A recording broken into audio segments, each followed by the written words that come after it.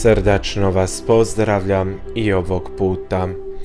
Upravo kad ste dopustili sebi jednim klikom otvoriti promišljanje molitvom i iskustvom utemeljeno u duhu pažnje. Tražimo se.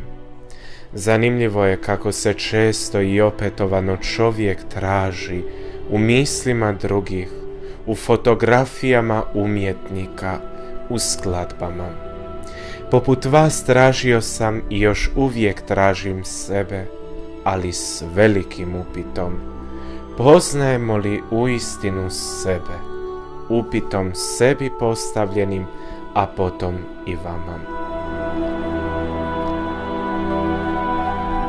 Na samom početku pomolit ćemo se psalmom ispovjedi raskajana grešnika. Smiluj mi se, Bože, po milosrđu svome. Po velikom smilovanju izbriši moje bezakonje. Operi me svega od moje krivice, od grijeha me mojeg očisti.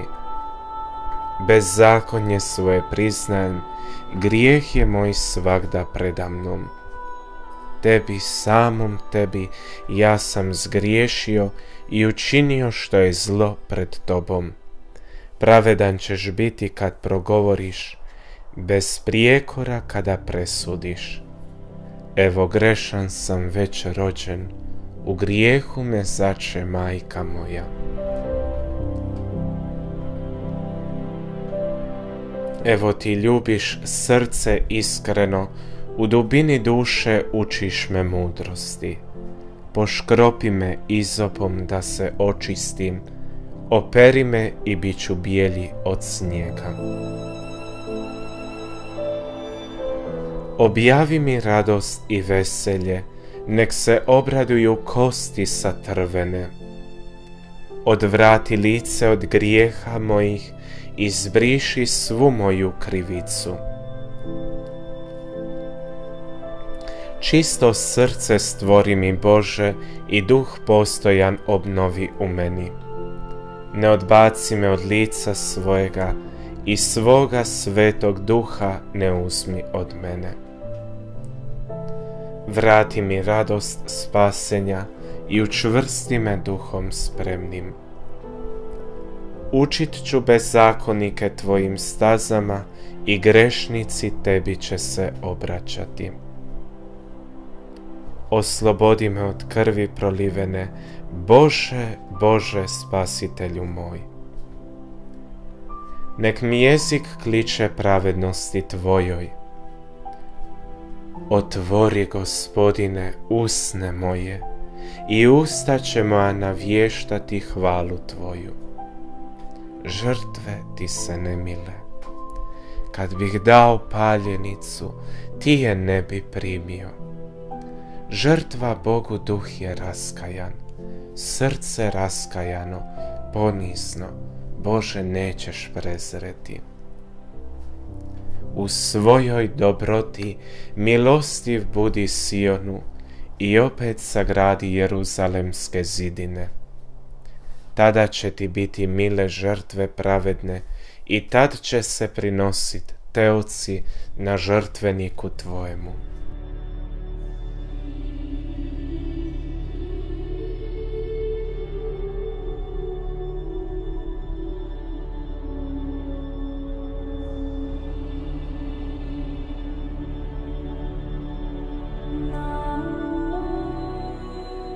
Slutiš li, čovječe? Nakon iščitanih riječi Davida, njihovo temeljno značenje za vlastiti život. Petak, jutro, bilo koji psaltir, bilo kojeg tjedna da je.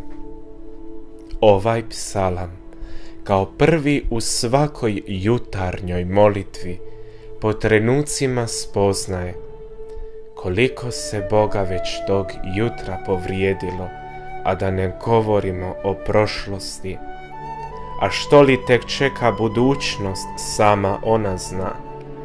taj psalam u čijem duhu želim da ostanemo na samim počecima riječi, promišljanja, razmatranja, puno progovara.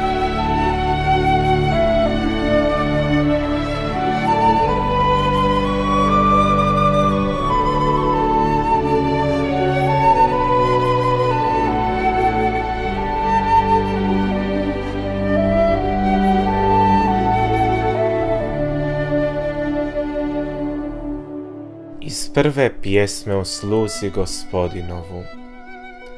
Evo sluge mojega koga podupirem, mog izabranika, miljenika duše moje. Na njega sam svoga duha izlio, da donosi pravo narodima.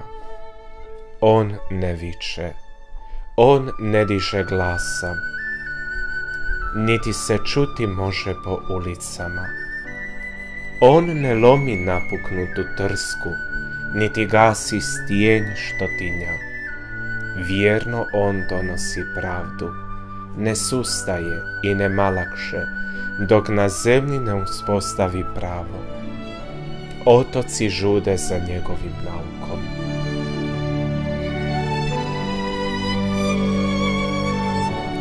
Posvećen za Mesiju, sluga otkrivajući stvarnost sebe u golubici, otkriva ljepotu svete vlastitosti. Tišinom koraca, tišinom prolazi među ljudima, tišinom djeluje. Najbolji lijek za upoznati sebe jest sveta i nevina tišina, u kojoj se savjest čisti. Djela obznanjuju, molitve s nitima ljubavi isprepliću, sve do neba, do vrhunca gore Siona. Kad Gospodin djeluje putem molitve, putem našeg obraćanja njemu, mi ne možemo ostati zakinuti. Koliko protivljenja, koliko zaustavljanja važnih Gospodnjih dijela. Sve se to kroz povijest očitovalo, ali Bog i dalje mudro, tiho, s puno pažnje i ljubavi čini i ostvaruje svoj plan. Mili ljudi, nikad ne bi volio da ostanemo tvrdokorni u svojim naumima. Ne. Potrebno je što prije očistiti se od svih tih stvari koje nas koče, spriječavaju. Potrebno je zazvati ljepotu svetosti novog neba, nove zore, što neće zatajiti, već će nas uvesti u vatru pročišćenja.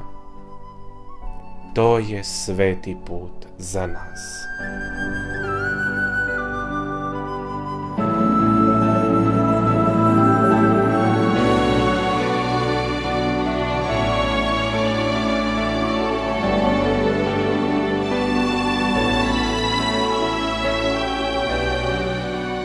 Iz druge pjesme o sluzi Gospodinovu.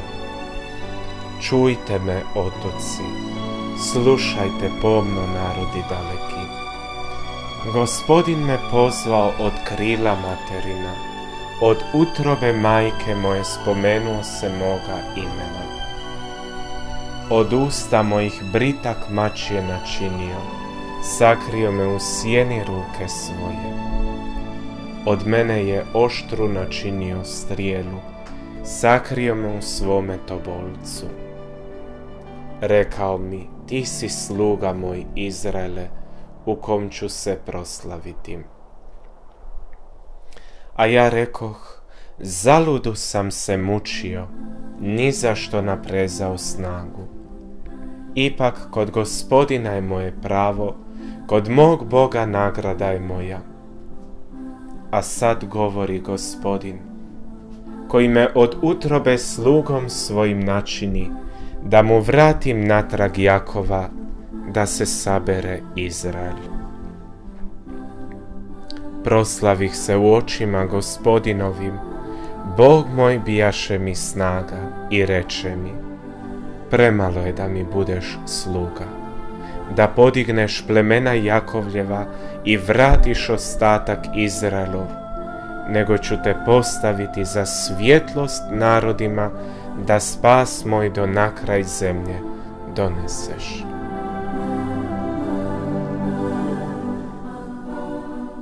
Isus, koji je znao da je sve dovršeno, ispustio je dah života svog za sjeme vjekova, neraspadljivo i besmrtno. Te krvlju apostola i mučenika svih vremena dopro do ispunjenja slike križa krvlju natopljenom. I naš narod ima svoj pleterni križ hrabrih hrvatskih Kristovih vojnika i mučenika, branitelja i braniteljica Domovinskog rata. Slika križa kao da nikako da bude tek tako dovršena. Što nam govore medijski natpisi pronađena mrtva? Što nam govore prizori huligana preko ekrana? Što nam govore prizori bičevanja u knjigama svetaca? Krist se zaludu mučio, zaludu svi bijahu ubijeni, mrtvi. Kad bi barem mogli osjetiti svetu kap, a da nije za našu osudu već za spasenje, mir bi bio obistinjen. Mir koji ćemo moći steći odreknućem od samih sebe i hodom za Kristom. Upravo ovdje krije se dio odgovora na glavni upit našeg promišljanja, jer kad nas nema, tek možemo početi spoznavati Kristovim pogledom.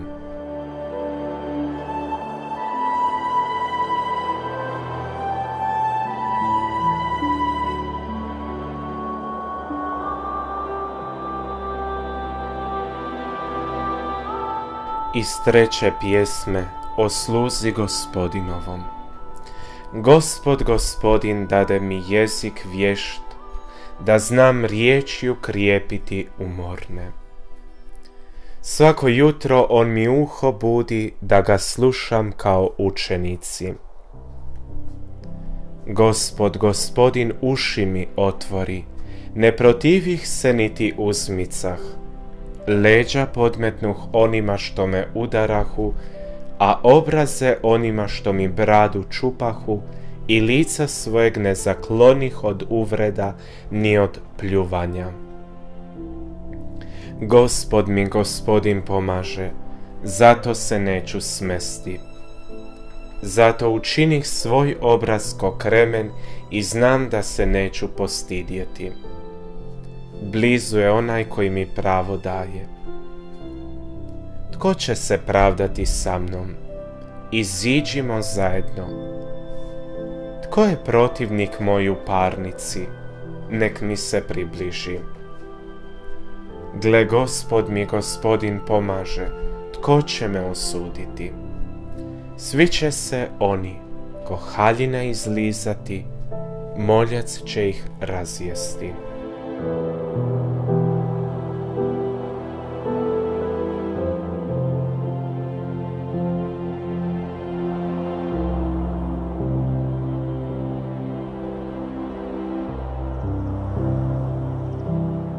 Zagrljaj mučenika danas se teško ostvaruje.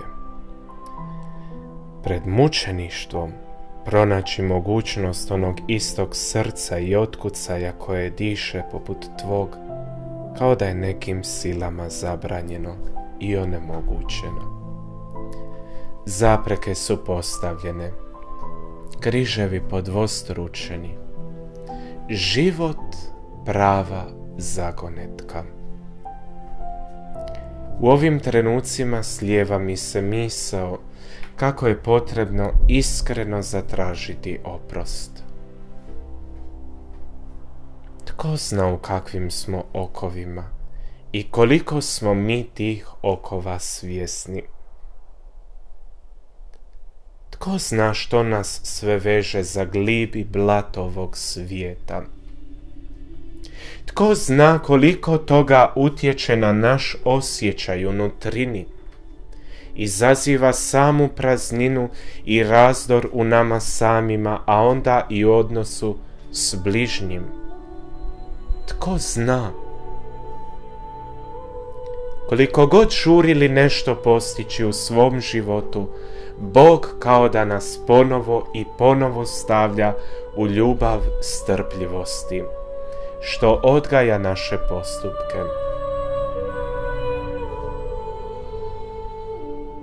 Znate, svatko od nas ima osjećaj straha i bojažljivosti po onim grešnim trenucima. Bilo bi se dobro ispovijediti. Ili, joj, moram se ispovijediti. Ali kad se ispovijedimo, gdje se pronalazimo? I kristalno je jasno da se bezobrazno opravdavamo riječima čovjek sam ili i ja sam od krvi i mesa, dok svjesno i gotovo namjerno činimo grijeh, zadovoljavajući nažalost grešnu prigodu, okrenuši se od lica spasenja, sebi smo otvorili put propasti, žalosti. Iz 4. pjesme o sluzi Gospodinovom. Gle, uspjet će sluga moj, podignut će se, uzvisiti i proslaviti. Kao što se mnogi užasnuše vidjevši ga, tako mu je lice bilo neljudski, iznakaženo, te obličjem više nije naličio na čovjeka. Tako će on mnoge zadiviti narode. I kraljevi će pred njim usta stisnuti. Videć ono o čemu im nitko nije govorio, shvaćajući ono o čemu nikad čuli nisu. Tko da povjeruje u ono što nam je objavljeno? Kome se otkri ruka Gospodinova? Izrastao je pred njim poput izdanka, poput korijenja iz zemlje sasušene. Ne bijaše na njem ljepote ni sjaja da bismo se u nj zagledali, ni ljubkosti da bi nam se svidio. Prezren biješe, odbačen od ljudi, čovjek boli vičan patnjama, od kog svatko lice otklanja. Prezren biješe odvrgnut, a on je naše bolesti ponio, naše boli nas se uzeo, dok smo mi držali da ga Bog bije i ponižava. Za naše grijehe probodoše njega, za opačine naše njega satriješe. Na njega pade kazna radi našeg mira, njegove nas rane iscijeliše. Poput ovaca svi smo lutali i svaki svojim putem je hodio, a Gospodin je svalio na nj bezakonje nas sviju. Zlostavljahu ga, a on puštaše, i nije otvorio usta svojih. Ko jagnje na klanje odvedoše ga, ko ovca nijema pred onima što je strižu, nije otvorio usta svojih. Silom ga se i sudom riješiše. Tko se brine za njegovu sudbinu? Da iz zemlje živih ukloniše njega, za grijehe naroda njegova na smrt ga ispiše.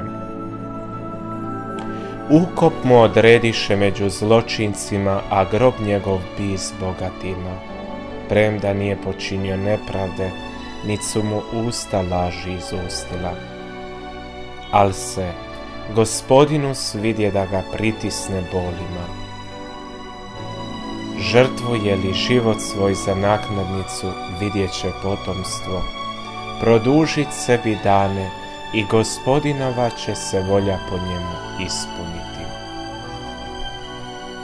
Zbog patnje duše svoje vidjet će svjetlost i nasititi se spoznajom njezinom. Sluga moj pravedni opravdat će mnoge i krivicu njihovu na sebe uzeti.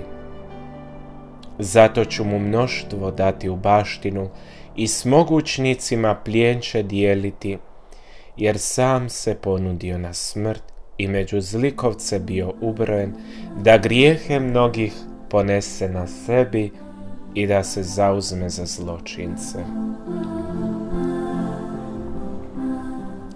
Evo vrhunca patnje. U ovim riječima pročitanim možemo iščitati ljepotu Kristova duha. I to ljepotu slobode Kristova duha za predanje do vječnosti. Zanimljivo je ono što je jučer bilo u kratkom čitanju na večernjoj molitvi iz 1. Petrove poslanice. Kaže, pošto ste posluhom istini očistili duše svoje za nehinjeno bratoljublje, od srca žarko ljubite jedni druge. Ta nanovo ste rođeni, ne iz sjemena raspadljiva, nego neraspadljiva, riječju Boga koji živi i ostaje.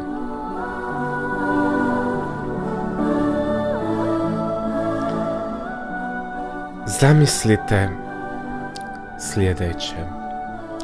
Kada dođe onaj sveti trenutak tvoga života, kada dođe onaj trenutak u kojem sebe vidiš na koljenima u pokajničkom činu, događa li se nešto najljepše što se može tada dogoditi?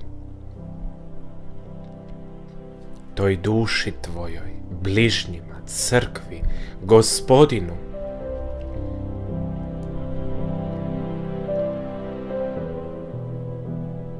Upravo je to potrebno i ovdje, pred ovom stvarnosti, svih 4 pjesama o sluzi Gospodinovom, iščitanima i razmatranima, dovesti sebe do onog odgovora: da, Gospodine, poznajem sebe kad nestajem. Zašto tek tada?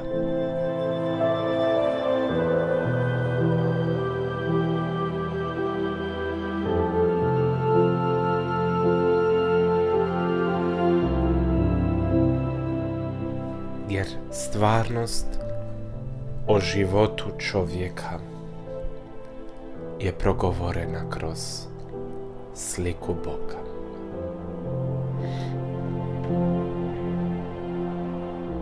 Lice patnje, lice je Boga. A to je ujedno ljubav.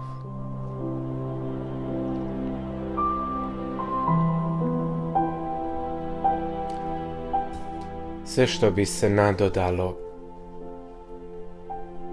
puno, bilo bi uistinu jedna zamka da zakoračimo u nešto krivo.